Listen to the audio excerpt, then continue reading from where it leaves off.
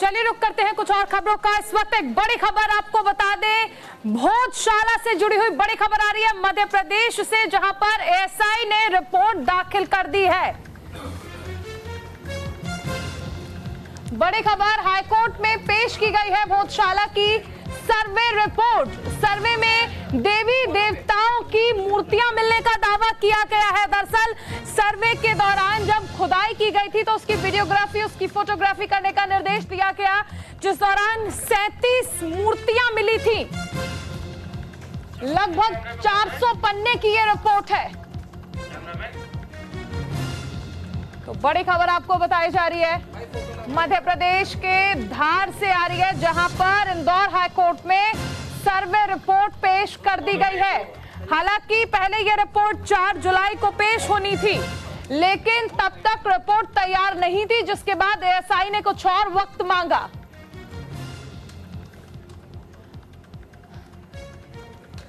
हमारे साथ phone line पर विष्णु शंकर जैन जुड़े हैं, जो कि वकील हैं, और खासकर विष्णु जी स्वागत है आपका। सबसे पहले अगर हम इस एएसआई सर्वे की बात करें तो बहुत ज्यादा जरूरी हो जाता है, और खासकर हिंदुओं के पक्ष में उस दौरान जाता नजर आता है जब खुदाई के दौरान भी हम देखते हैं कि 37 मूर्तियां मिलने का दावा किया गया है। जी बिल्कुल, आप सही कह रही हैं। जो 98 डेज का एएसआई का सर्वे हुआ था, इसमें भारी मात्रा में हिंदू देवी देवताओं के चिन्ह मिले हैं सर्वे के दौरान। और ये एएसआई ने जो रिपोर्ट फाइल की है, काफी डिटेल्ड साइंटिफिक स्टडी के बाद 98 डेज के सर्वे के बाद ये 2000 पन्ने की रिपोर्ट फाइल की है एएसआई ने। और इस एएसआई की रिपोर्ट को पढ़ने के बाद ये स्पष्ट हो जाता है कि जगह का धार्मिक स्वरूप एक हिंदू मंदिर का है, जिसको गलत ढंग से मस्जिद के रूप में उपयोग करने का काम किया जा रहा था।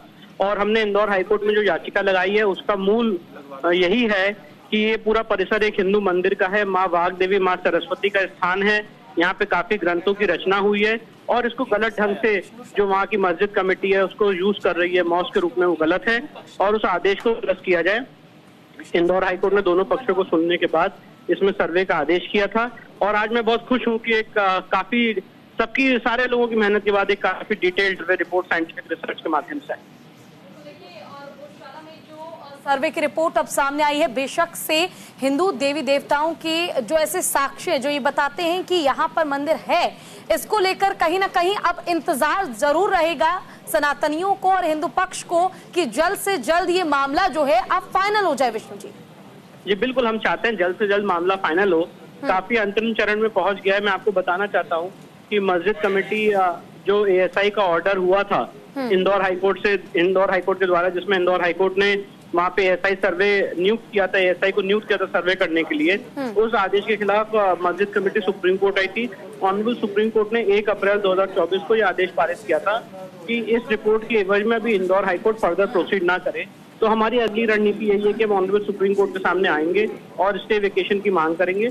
और मुझे उम्मीद है कि जल्द से जल्द इस केस में हम काफी अंतिम चरण में पहुंच चुके हैं, इसको फाइनली जुडिशियल प्रोसेस में इसको डिसाइड करेंगे।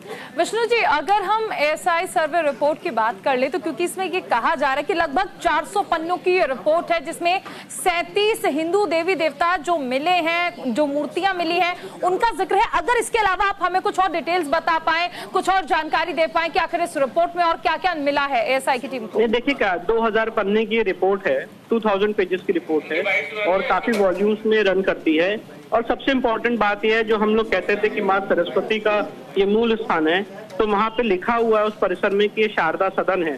15वीं शताब्दी में इसको तोड़ा गया, उसके इंस्क्रिप्शंस मिले हैं। काफी ऐसी चीजें मिली हैं जो ये साबित करती है कि यहाँ पे मंदिर था, उसको तोड़ा गया है और उसको गलत ढंग से मस्जिद के रूप में उपयोग किया जा रहा है। ऐसे कॉइन्स मिले हैं जो परमार डायनेस्टी की ओर इंगित करते हैं। उसी समय राजा भोज ने इसको बनवाया था।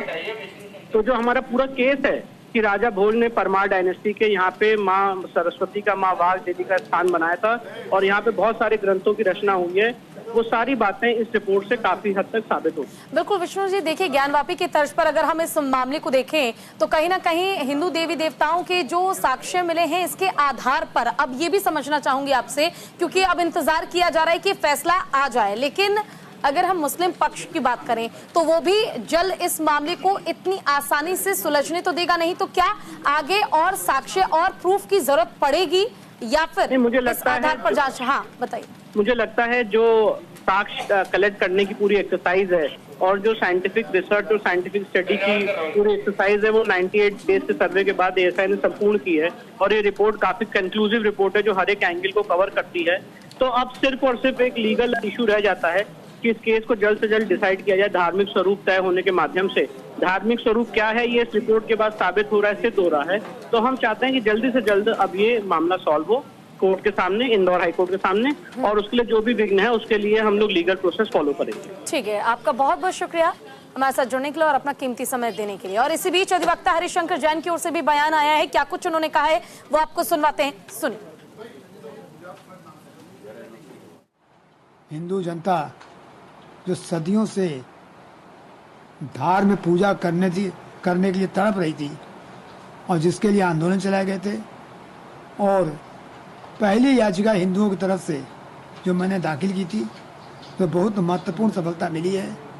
और ये बात आज रिपोर्ट से साबित हो गई है, प्रमाणित अच्छी तरह हो गई है, कोई इसको काट नहीं सकता कि वहाँ पहले हिंदू मंदिर था और वेद शास्त्र संस्कृत धार्मिक शिक्षा के पठन पाठन का कार्य वहाँ होता था और उस जगह पर केवल हिंदू पूजा ही हो सकती है।